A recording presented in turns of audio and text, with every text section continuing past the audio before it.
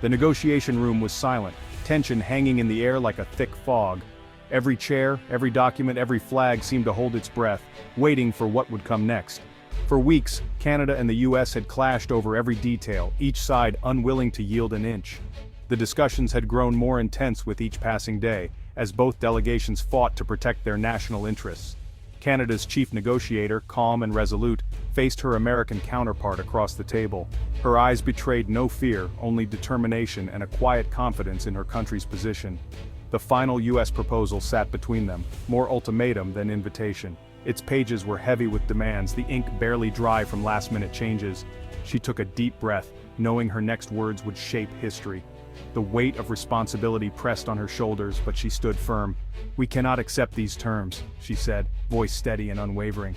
"Canada will not be signing this agreement today. We are going home." Her words echoed in the silent room. The American team was stunned. They'd expected more haggling, not a walkout. Their faces registered shock, disbelief, and a dawning realization that the balance of power had shifted. The Canadians rose together, dignified and silent, gathering their things with deliberate calm. There was no hesitation, only unity and resolve. No drama, no anger, just a clear message. Canada had reached its limit. Their exit was quiet, but it spoke volumes. As they left, the US officials sat in disbelief, realizing a new chapter had begun. The room felt emptier, the stakes suddenly higher.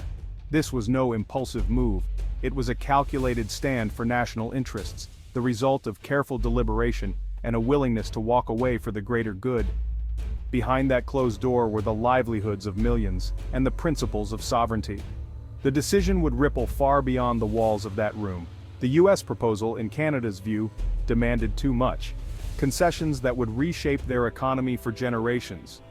Accepting would have meant sacrificing core values and the future of Canadian industries. The walkout was a turning point, not just for trade, but for the relationship between two close allies. Trust had been tested, and the world was watching. The world would soon feel the impact of that quiet, decisive moment. A moment when one nation chose principle over pressure, and history was made. To truly grasp the weight of this standoff, we have to understand the deep roots and history behind it. That means looking back at decades of partnership, negotiation, and sometimes tension. The US and Canada share more than just a border. They're each other's top trading partners, bound by geography, history, and economic necessity. Every single day, billions of dollars in goods and services cross between them. Ontario cars head to Michigan, Canadian lumber frames US homes and fuels American construction, while American produce fills Canadian grocery stores, connecting farms to families across the border. This deep integration was built through landmark deals, most notably the North American Free Trade Agreement, NAFTA, in 1994. NAFTA created one of the world's largest free trade zones, eliminating most tariffs, opening markets, and boosting economic growth on both sides. For decades, this system worked. Millions of jobs and entire industries depended on the seamless flow of goods, services, and investment. Canada became the top export market for over 30 US states, supporting local economies and livelihoods. The partnership weathered economic storms, recessions, and political shifts, becoming a model of stability and cooperation in a changing world. But NAFTA wasn't perfect. Critics blamed it for lost US manufacturing jobs, stagnant wages, and argued it was outdated in the digital age. Calls for change grew louder, especially in the US, where America First became a rallying cry, and trade policy took center stage in politics. The stage was set for renegotiation, with leaders aiming to modernize the pact and address new economic realities for a new era. The stakes were enormous. Millions of jobs, entire industries, and the future of North American trade hung in the balance. The breakdown of talks wasn't just about policy differences, it was about the potential unraveling of decades of trust and cooperation. The world watched closely as two of the world's closest allies struggled to redefine their economic relationship in real time. The outcome would shape not just their futures but the global trade landscape for years to come, influencing economies far beyond North America. The goal was to update NAFTA for a new era. Enter the USMCA, a deal meant to reflect the realities of a rapidly changing world. The stakes were high, and the ambitions even higher. The talks aimed to fix old flaws that had become more obvious over time, and to address new challenges that didn't exist when NAFTA was first signed. Add digital trade rules to keep up with the internet age, strengthen labor and environmental standards to protect workers and the planet, and modernize auto industry regulations to ensure North America stayed competitive in a global market. But from the start, negotiations were tense, not friendly. Every meeting was a test of patience and resolve.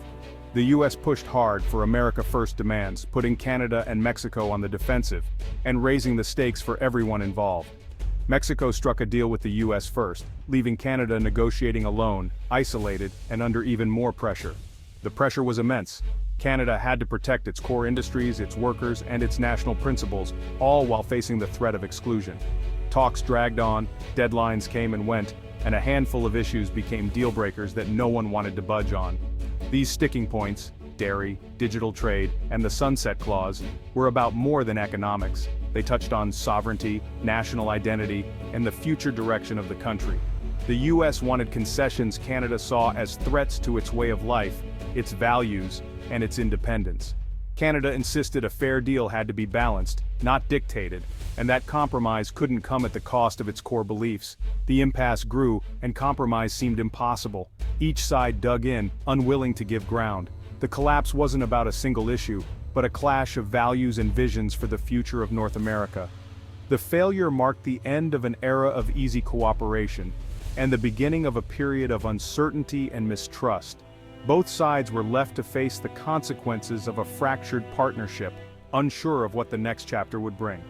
The world's largest trading relationship was suddenly in jeopardy, with ripple effects felt by businesses, workers, and families on both sides of the border. The question now, what comes next? The answer remains uncertain, as both countries look for a path forward in a changed landscape. Dairy was one of the most explosive issues. Canada's supply management system protects its farmers with quotas and high tariffs, ensuring stable prices and rural livelihoods. The US, with its surplus of dairy, saw Canada's market as a prize and demanded greater access. For Canada, giving in would betray farmers and risk political backlash, especially in key provinces. The US saw Canada's protections as unfair barriers. Canadian negotiators were trapped: open the market and anger farmers, or hold firm and risk the whole deal. Minor concessions weren't enough for the US, and the gap couldn't be bridged. The dairy fight became a symbol of the larger struggle: economic philosophy versus national identity. In the end, Canada chose to defend its farmers, even if it meant walking away. The standoff over milk and cheese was about more than food, it was about sovereignty. The dairy dilemma helped push the talks over the edge. It showed just how hard it is to reconcile two very different visions of fairness. Another battleground was digital trade and cultural protection. The US wanted open digital markets for its tech giants, limiting Canada's ability to regulate online services. But Canada has long protected its cultural industries, TV, film, music, to preserve its identity. US proposals threatened these protections, risking a flood of American content and the erosion of Canadian voices. For Canada, culture isn't just business, it's sovereignty. The US saw cultural exemptions as unfair trade barriers.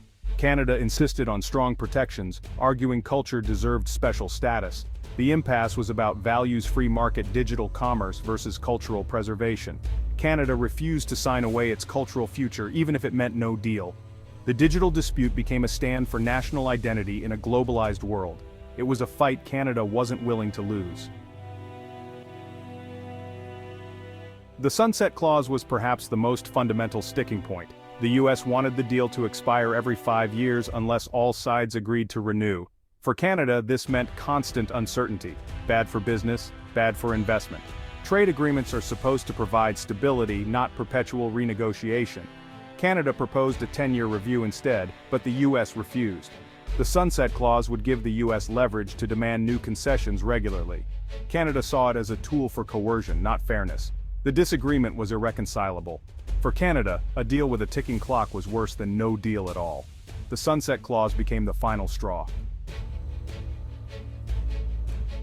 The fallout from failed talks will hit ordinary people hardest. Canadian industries, autos, agriculture, now face tariffs and uncertainty. Jobs, prices, and entire communities are at risk. American businesses and farmers too could lose their top export market. The easy partnership that defined the border is now threatened by suspicion and rivalry. Beyond economics, trust between the two nations is shaken. Canada's walkout is a bold stand for sovereignty, but it comes with real costs. Both countries now face a test of resilience and political will. The effects will ripple far beyond boardrooms, touching millions of lives. The era of easy trade is over, replaced by a new, uncertain reality. The stakes for Main Street have never been higher. The collapse of US-Canada trade talks sends shockwaves worldwide. The world saw North America as a model of stable, integrated trade. Now, even close allies can't reach agreement, a warning for global cooperation. Other nations will be wary of US negotiating tactics, slowing new trade deals. The Western alliance is weakened, just as global tensions rise. This rift gives rivals like China an opening to expand influence. Canada's stand may inspire others, but it could also lead to more trade standoffs. The global trading system grows more volatile and unpredictable. Economic growth and stability are at risk everywhere. One closed door in Washington echoes around the world. With Canada gone, the future is uncertain. Old WTO rules may return, bringing tariffs and supply chain chaos. Both governments will blame each other, fueling political tension. Businesses will lobby for relief or a return to talks, but a quick fix is unlikely. A cooling-off period is needed before negotiations can resume. The core disputes, dairy, culture, sunset clause, remain unresolved. Only real compromise can bridge the divide. The next move depends on whether leaders can revive the spirit of partnership. If not, a prolonged trade war could reshape North America for years. The world is watching, and the stakes couldn't be higher. The road ahead is anyone's guess.